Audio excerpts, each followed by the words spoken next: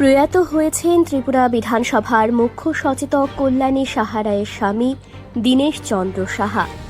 শোকের ছায়া নেমে এসেছে রাজ্যের রাজনৈতিক মহলে। ত্রিপুরা বিধানসভার মুখ্য সচেতক কল্যাণী সাহা রায়ের স্বামী দীনেশ চন্দ্র সাহা প্রয়াত হয়েছেন। পরিবার সূত্রে জানা গেছে, হৃদরোগে আক্রান্ত হয়ে তার মৃত্যু হয়েছে। দীনেশ চন্দ্র সাহার আকস্মিক প্রয়াণের খবর ছড়িয়ে পড়তেই বিভিন্ন মহল থেকে শোক প্রকাশ করা হচ্ছে। আত্মীয় স্বজন, শুভানুধ্যায়ী এবং রাজনৈতিক ব্যক্তিত্বরা তার বিদেহী আত্মার শান্তি কামনা করেছেন এবং শোকসন্তপ্ত পরিবারের প্রতি গভীর সমবেদনা জানিয়েছেন।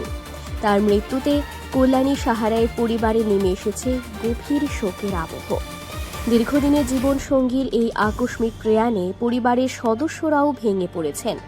দীনেশ চন্দ্র সাহার প্রয়াণে আমরা গভীর শোক প্রকাশ করছি এবং তার বিদেহী আত্মার চির শান্তি কামনা করছি।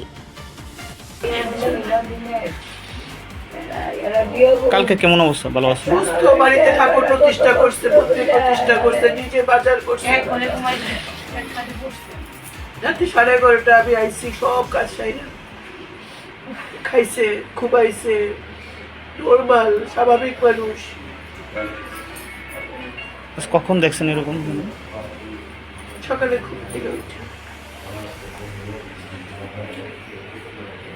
ওকে প্রেশার দিতেছি, সিপিআর এর মতো দেওয়ার চেষ্টা করতেছি। হ্যাঁ, তারপরে ডাক্তার আইছে, ডাক্তার কল করছি, ডাক্তার রাজেশ দে বলবো আইছে। ততক্ষণে আগে কি কোনো রোগ আমি কোনো কিছু আসলো না? 75 পড়লো 27 তারিখ।